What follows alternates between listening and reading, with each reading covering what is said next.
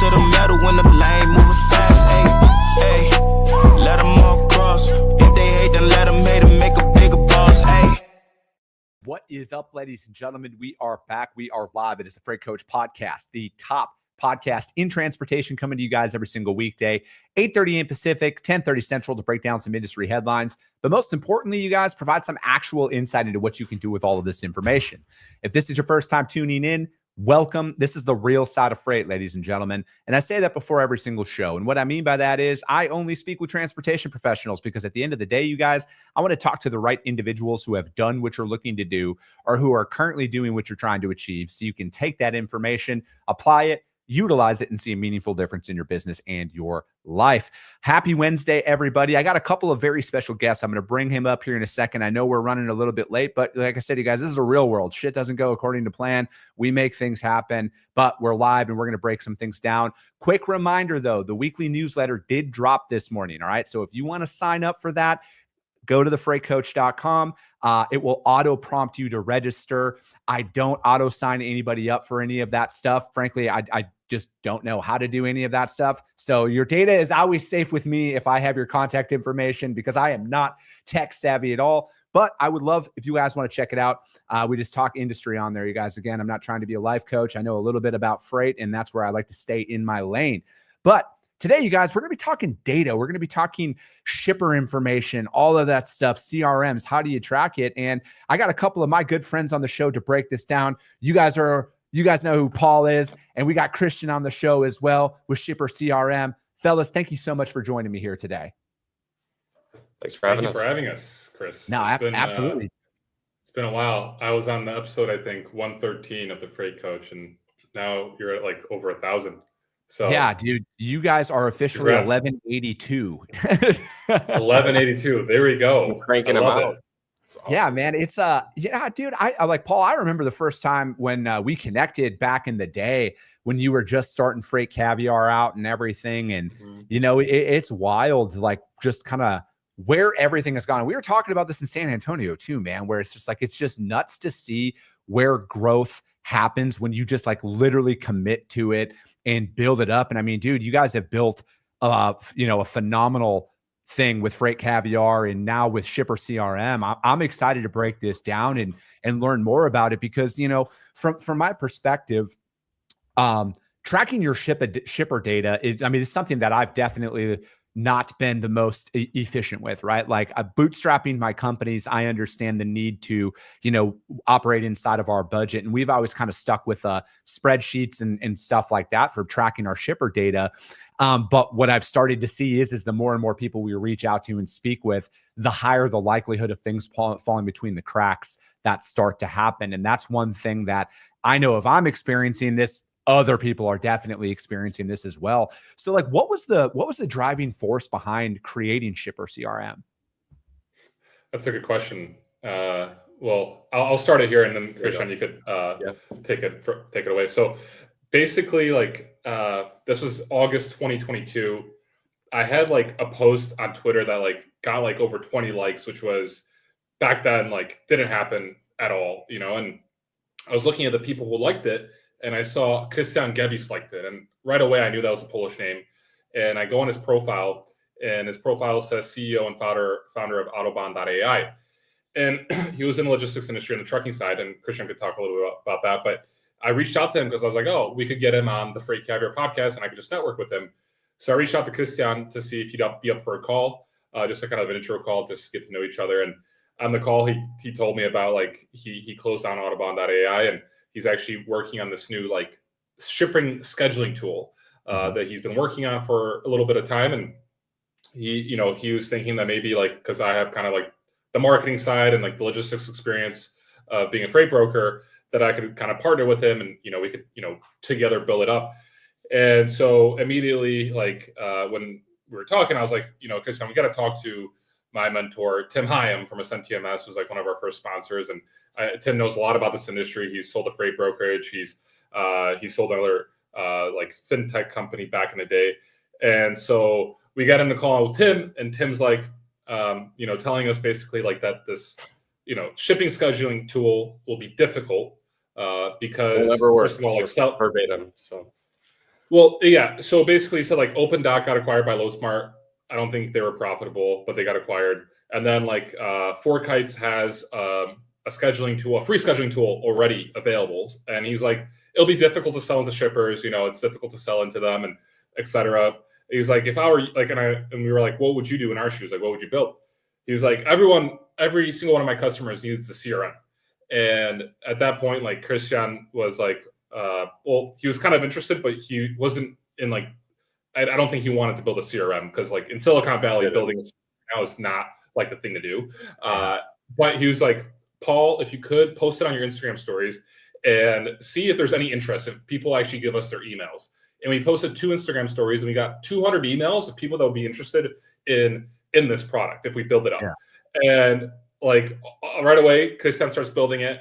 And within a month, we have 4 paying customers. And Tim sees this and Tim's like, I want to invest in you guys, because it was like a month after he gave us the idea. And then Krystian built on that, on the fact that like it was a CRM. That's why we call it shipper CRM. But like Krystian at the end of the day was like, what do brokers really want? They want leads. And so that's when he started building the magic map and the whole data side of things. And Krystian could get into that, but that's kind of like the origin story. And that's how it came together. Yeah, dude, let's dive into that a little bit, man. Cause you're right, dude. CRMs are great, but like lead generation tools are where everybody like needs to start, right? At the end of the day. Like, I mean, for me, yes, you can get away with utilizing Google, and depending on how big you want to go after it, maybe lead generation isn't your thing, but like, I feel like a lot of people underestimate, how much opportunity is in their backyard, right? Like literally inside of the metro that they live in, or within a 50-mile radius of the city that they live in. Granted, unless you live in like rural Kansas in the middle, there might not be a lot out there, but most people are close to major metropolitan areas. And I think people highly underestimate how much opportunity is literally a 15 to a 20-minute drive away from their house. So, 100%. So one of the things, Paul was doing pretty frequently, I was doing as well too, was like we were to that point looking locally, like where shippers were around our area, or specifically maybe even more so, like in my case, like where I had a customer in New Jersey, like where warehouses around that area were, and trying to understand. Give it the background story of why you were looking for shippers, because I think that's important context behind that. Oh yeah, so as Paul mentioned, prior to kind of him reaching out, my first startup was a self-driving truck startup. So we had 2 trucks, a Kenworth T700, 2012, biggest pile of garbage you could probably ever buy. And then we had a second one, which was a 2020 Peterbilt, which was much easier to work with. But we basically we attached a bunch of electric steering motors to the steering wheel, brake pressure, like air chamber controllers for air like braking, and then throttle acceleration. So this truck basically had a bunch of sensors on it, or 2 trucks, and they were driving around Chicago. You could press a button, kind of very similar to Tesla Autopilot, and it was working, pretty well. We had raised about like $3 million for it, but effectively throughout that process, like just to kind of try to break even on these trucks, I was hauling freight with them, and we had a driver. I also happened to get my CDL during that process, but one of the customers we had was that's a whole nother story, but how I got that CDL. But that's a cool story. Yeah, so I actually got my CDL in 4 weeks. I'll keep that part short. So as usually it takes a lot longer, but to break even on these trucks, like while we're testing, we kind of just started looking for freight to haul, and one of the shippers that we found was actually through the mayor of a city in the suburbs here called Rolling Meadows. He previously used to work at this 3PL that was installing Siemens machines, MRI scanners and CT scanners. And one of those deliveries was oftentimes to New Jersey. We'd pick it up in Elk Grove Village, right by O'Hare. It's a big machine. We'd put it into our semi, and we'd take it to New Jersey. And then one of the things I was looking for was what other customers can I find that I can have as direct customers that would give me a backhaul back to Chicago. And that was like the first experience that I had. It wasn't even obviously thinking about shipper CRM at the time, but having that insight and the foresight as to how much time it took to look around and try to find those facilities, and then B, compile kind of like a company file for myself, whether that was in spreadsheets or whether that was in like some whatever software. And it took a lot of time. It took like on average 2 to 3 hours per company, because you kind of want to educate yourself as much as possible around where is their supply chain. So when you reach out to somebody, you actually know what their company's about, right?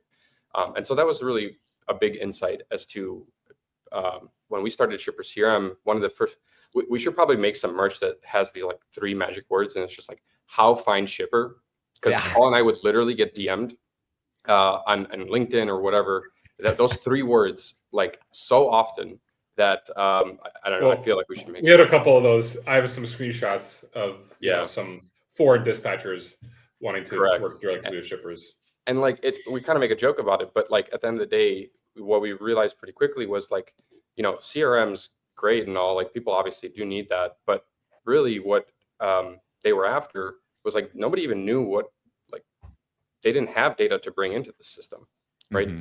And very quickly, we kind of realized, okay, well, everybody's using all these generic tools that are out there. Everybody pretty much has access to the same ones, but they all cherry pick that information and they all silo it into their own like databases, whether that's a spreadsheet or whether that's like HubSpot or ZoomInfo, right? And to take that one step further, we started realizing really quickly, and also from our personal experience, which was like we'd enter this information into a spreadsheet or HubSpot or wherever, right? We'd set our reminders. We reach out to the shipper. They're like, all right, reach out to me in 6 months. Now you come back in 6 months, that reminder goes off, and then you have no idea whether that person's actually still at the company. Dude. And so you spend a ton of time trying to figure out like what's going on. Are they not reaching out to me because whatever? And so all of that basically, as time went on, we started realizing like this should just all be baked into natively, like what Shipper CRM is. It's a platform for you to look up any shipper in the United States supply chain. And then we provide tools for you to be able to do like kind of manage your relationships, like set your reminders, set your interactions, your emails, but while having that foresight and insight of like what is changing about the company, which employees are leaving, which locations have closed down, which locations have opened up. And that building on top of a database that actually is living and breathing is, it's a huge time efficiency unlock effectively. So, dude, I'm like salivating here because like you are literally speaking to my soul on a lot of things here, man, because like for me, you're right. The amount of times where it's like, we utilize a lead generation software tool. It all went into a spreadsheet and everything, and like our follow-ups and everything were happening. But like the amount of times we had, and you generally see this, the end of a year and the beginning of a new year, where it's like, hey, so-and-so is no longer here. And then it's like the sales cycle starts all over again. Right. Nothing is more frustrating because it's like, I'm a big cold call guy. I won't get away from cold calling because I feel like it is the most efficient way to generate business inside of transportation. Cold calling, site visits, that's it. I've tried email. Don't DM me every time I say this, I always get fucking 70 DMs.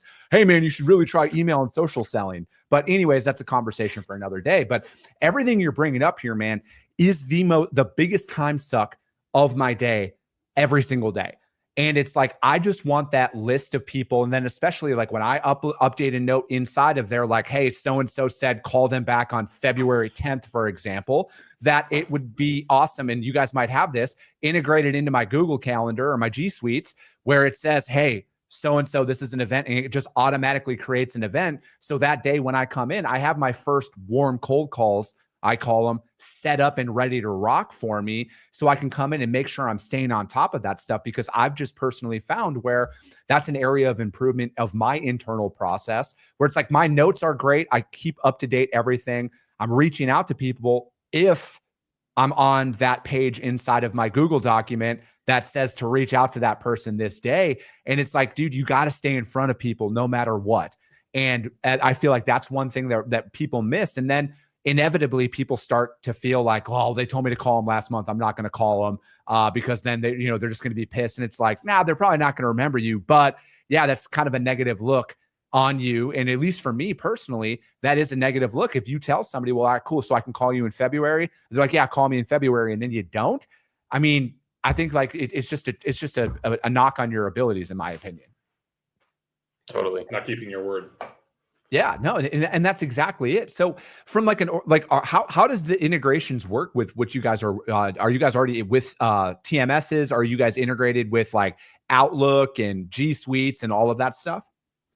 So we have one main integration at the moment. It's HubSpot, which is I would say that's the one that kind of covers a lot of our customer base. A lot of people that are signed up for Shipper CRM are former HubSpot people or current HubSpot people.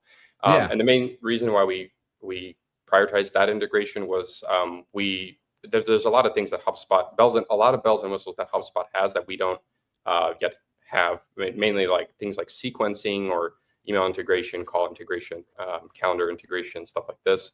So we thought it would be a pretty good kind of like bang for the buck, where you can use Shipper CRM as a lead gen system, and if our CRM features aren't yet up to par with what you need as a more sophisticated organization, then you can just sync your kind of favorite companies, contacts over to your HubSpot account, and that information you can resync it multiple times. And there's some limitations with that HubSpot API because we don't have full control over HubSpot, but sure. Obviously we do our best to try to keep those records in your HubSpot up to date for you when and if possible. So that's the one integration that we have right now. And we're a small team, so we have to pick and choose really where to point our focus at the moment. And one of those main things that we really focus a lot on is just working on the infrastructure to make sure that information stays, validated, up to date. We're getting people, which is another thing we can kind of talk about here, which is like the logistics employees at these particular shippers, these companies, which is really cool because we now can rank and we predict which of those employees, those logistics employees, are more likely to be the decision maker. That's another little time saver. Maybe, well, it depends on how you look at it, but it's pretty cool to be able to see, like, at the top of that list, it's like, you'll see a transportation manager if that's actually an employee job at that company. And then over time, down the list, you'll see they become less relevant. But no, and that's exactly it, right? And I feel like there's also, another thing too is how many times out there, I know I've came in contact with this exact problem with lead generation software in the past is you reach out to this individual and they're like, dude, I'm not even the transportation manager anymore. I'm in a different department now, click. And you're like, fuck. And then it's like, again, it's back to square one with it. Because, again, people change jobs, they change titles. There's a new decision maker that's being brought in. There's a bunch of stuff out there that changes, right? So it's like, you need to be on top of that. And I do that, that's a phenomenal tool right there. Like that right there. If you believe in I believe in building my relationships up from the ground up. I love befriending the gatekeeper. I try and, make sure that they remember me every time I call and then work my way up the totem pole. But there are people who love to just go straight to the decision maker. So it's like to be able to save those steps like that, dude, that's a massive time save. What about with your guys' clients, if they're operating, say Chris Jolly is operating off of spreadsheets and Google documents, how do I transfer all of my current data into Shipper CRM? Because I'm not a complex guy. I love simplicity in the way that I operate. I'm not attached to anything. So how would I go with all of my current data to upload it into Shipper CRM? So we're working on a way for you to just drag and drop your spreadsheet into Shipper CRM. That simple. Like, just drag the file into Shipper CRM, and we will basically create if we have the company file already for a company, we'll just add it to your account. And then once it's added to your account, you basically get all the updates for that company. We're not sure yet when that will be ready because it's a little bit cumbersome. Mainly if you, for example, have in your spreadsheet, if you don't have the URL for the specific company, it's sometimes difficult to match a specific company to the one that you really want, because there will be now that we've gone through this and actually have a lot of data, there are so many companies that have similar names, almost identical names, but one is a C Corp, one is an LLC, one is a like a limited partnership or something like this, but they all have the same base name, right? Obviously, the way to delineate between those is via website.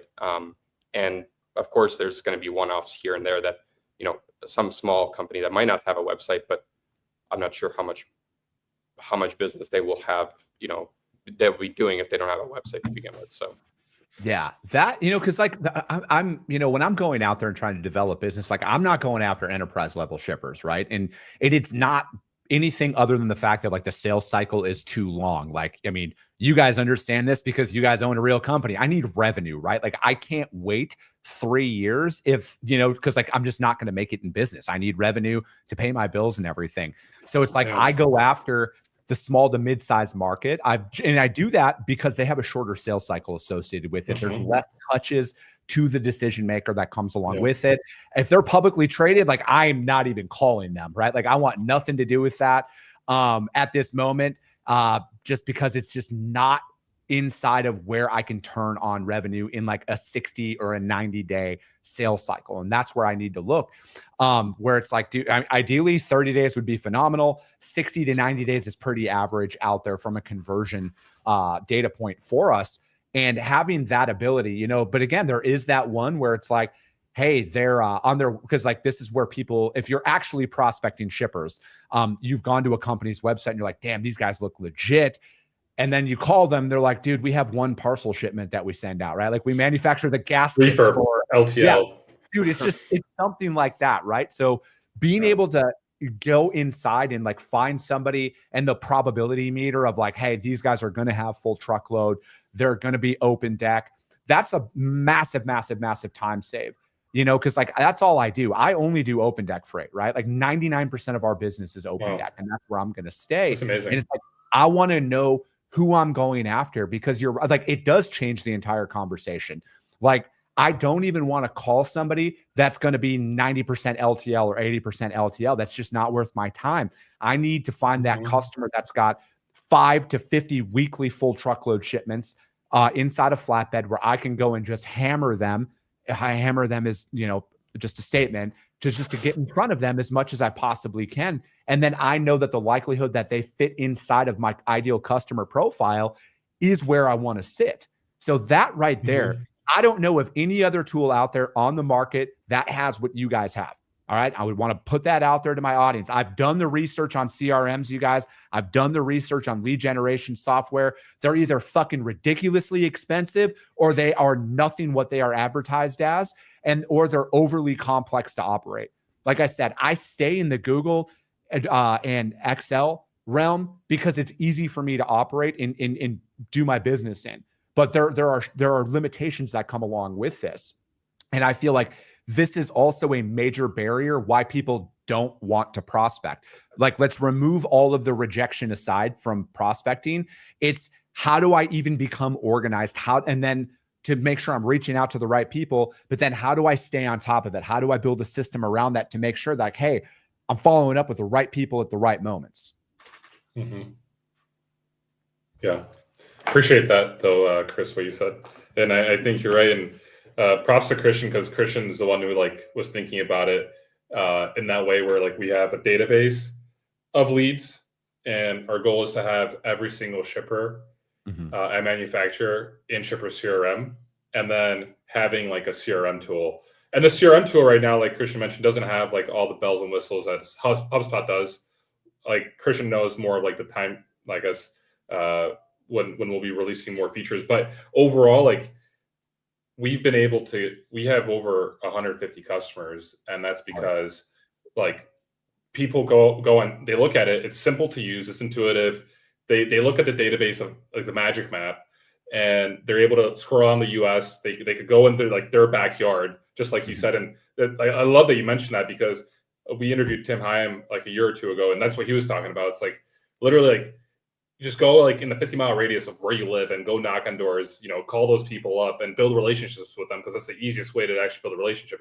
If you're next door, you could, sit down with them and break bread. So, but yeah, thank you, Chris, for that. And I think you're right. And our customers see that as well. And we've also partnered with Journey recently, where we have sales training inside of Shipper CRM. So if you're a customer of Shipper CRM, you actually have the Journey sales training course inside of the app. So you can learn actual sales tips from the Journeys course, which was founded by Will Jenkins. So yeah. No, dude. And that's when I was consulting It was really just doing sales training at the end of the day. That's what it was. Everybody's like, dude, how do I find shippers? Right. Like I was chuckling at your DMs about that because like I have been asked that literally more than anything over the years that I've been doing this show is how do I find shippers? How do I sell? How do I cold call?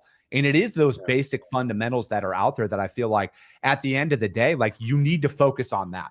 You need to stay on that because from my perspective, it is it's the only thing that matters, right? More people need to focus on developing and generating revenue than worrying about all these hypotheticals. And, you know, like I'll just bring up tariffs right now. The amount of people posting about tariffs right now is nauseating because I like as a competitor, I'm going to fucking steamroll you because I'm not stopping reaching out to people. The more uncertainty that's out there in the world, I dig in deeper and I just continue to push forward with it. I don't care about tariffs. I don't care about port congestion. I don't care about any of that stuff.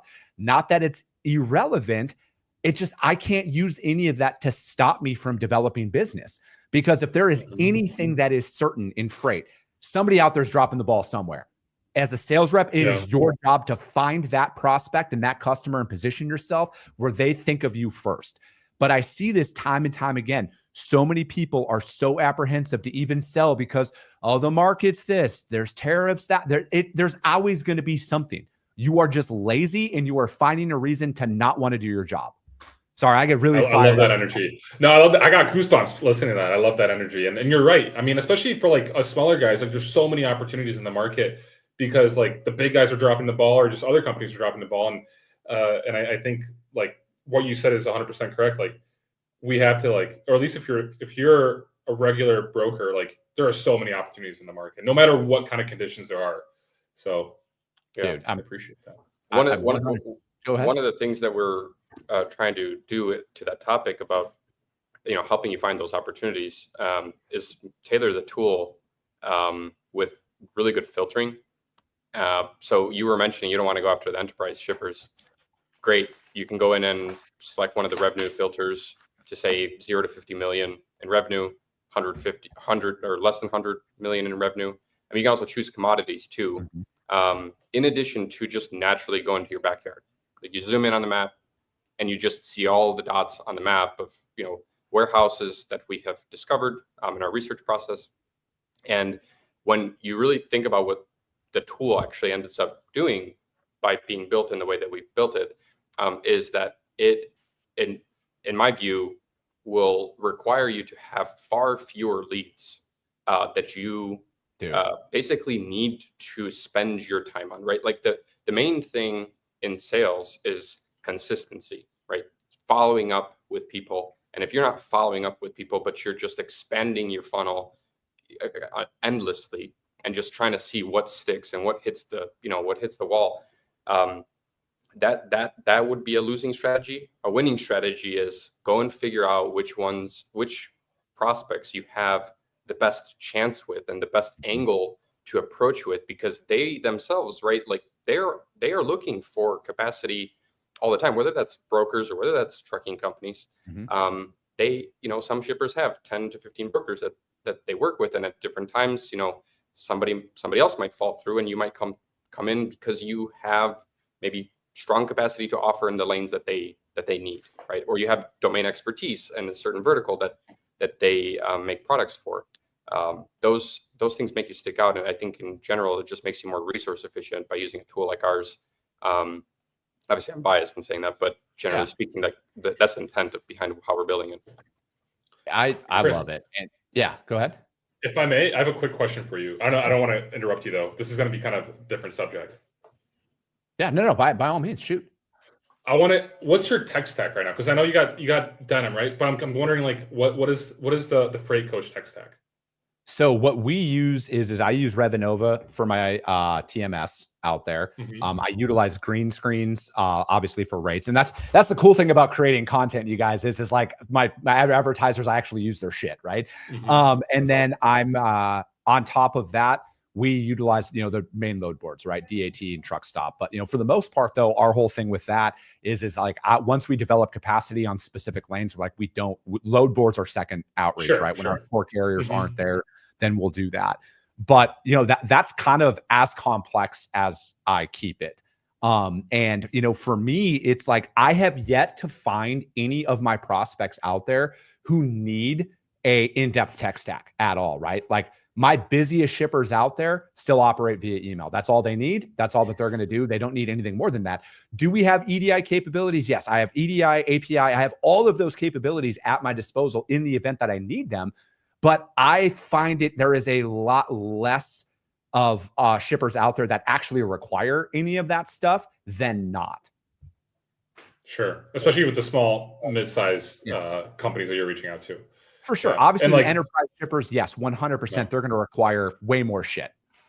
Yeah. And like, I mean, you're talking about that earlier, and it's like also like you reach out to these enterprise shippers, the sales cycle's incredibly long. And then like it's a volume play where like the margins are also super thin, right? And like you're only really profitable when you take a lot of loads at like very, very little margin. So you need the capacity to be able to handle all that. So yeah, I mean, I think you have the right approach, and it's cool to see you do this, like kind of like building in real life or building in like with an audience online. And I think that's really cool. For me, it's like I've listened to a lot of like entrepreneurs out there, their podcasts and stuff, some very highly successful people. Mm-hmm. And I saw them all say the same thing. They wish they would have documented from day one what was happening and like what it actually took, right? Because like everybody, I mean, sure, shit, Paul, you probably see this now where everybody's like, oh, Paul, it must be nice. Freight Caviar. Look at your team. Look at you. Dude, I remember when you started that shit in your bedroom, essentially fucking 6-7 years ago, right? Like I remember making no money for 2 years. Yeah. I remember your first post was like it was like an Uber or something coming back from the gym. Like I remember you talking about that stuff, right? So it's like, it's easy for people to see the results after the work's been done. And I'm like, dude, I have such a unique opportunity where I can document from day one, dollar one. And I essentially did it in both of my companies, right? Like the Freight Coach media stuff, that's been documented since day one. And now Freight Coach Logistics, that's also documented from day one. And it's like, I'm putting all of this stuff out there. And I feel like as somebody who has a following or whatever the fuck you want to call it, it's my duty to talk to multiple different companies that are out there because people need to know what is at their disposal. Not everybody has thousands of dollars to spend to go to a trade show, to walk around on a floor, to see what's out there. So it's like, I want to continue to do that, but I also want to be able to show the fundamentals of like, hey guys, this is what it took to get us to $10 million a year in revenue, 20, 50, 100. I'm going to document all of that stuff out there because there's the next generation of people who are going to come up. And if there's anything that they can learn from my fuck ups along the way to help them become better earlier, dude, that's what it's all about for me. Oh, I appreciate that. And thank you so much for having us on the show. Dude, hell yeah. And it's great to see you and where you're taking everything. And it's just awesome to like reconnect here. And after being on number 113 on the Freight Coach podcast. So dude, we'll make sure it doesn't take another 1,000 episodes for you to come back on, guys. Let us know. Yeah. We got to get you back on the Freight Caviar podcast because I'd love to learn more about what you've been building on the logistics side. Dude, whenever, man, I'd love to. But hey, fellas, how does anybody reach out to you guys to find out more about what you guys got going on? So you can go to shippercrm.com. You can check out our website there. Have a landing page, obviously, with all the information. If you want to sign up for Shipper CRM, you go to shippercrm.com. You have to submit an application. We actually run a vetting process on every customer that wants to purchase access, basically to make sure that nobody's has like a fraudulent background. Gotcha. Scammers, double brokers, stuff like this, because there is sensitive. There's a lot of scammers that want to get in. There is. So we run that. It's fairly quick. We'll turn that around pretty quickly. And then you can reach out to Paul or I on LinkedIn, X, or Instagram. Follow us on Freight Caviar, Shipper CRM as well too. And we'll always reach back out. Perfect. Fellas, I appreciate it. That's going to be it for today, ladies and gentlemen. As always, if you got value in what you heard, which you better have after this one, subscribe to the show if you're not subscribed. If you really ambitious, which you should be, rank the show on iTunes and Spotify, you guys, because that's how your network's going to see value. Because if you saw it, chances are they're going to see it as well. I appreciate you guys. I love you guys. And we'll be talking to you soon. Thanks, Chris.